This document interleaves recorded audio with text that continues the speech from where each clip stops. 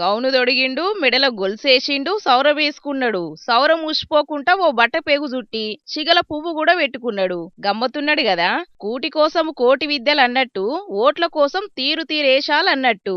కాక ఓట్ల కోసం వేసిండి ఏషం. అరే ఇవ్వలే బాపు నువ్వింత టాలెంట్గున్నావు అనుకుంటాన్రు కదా.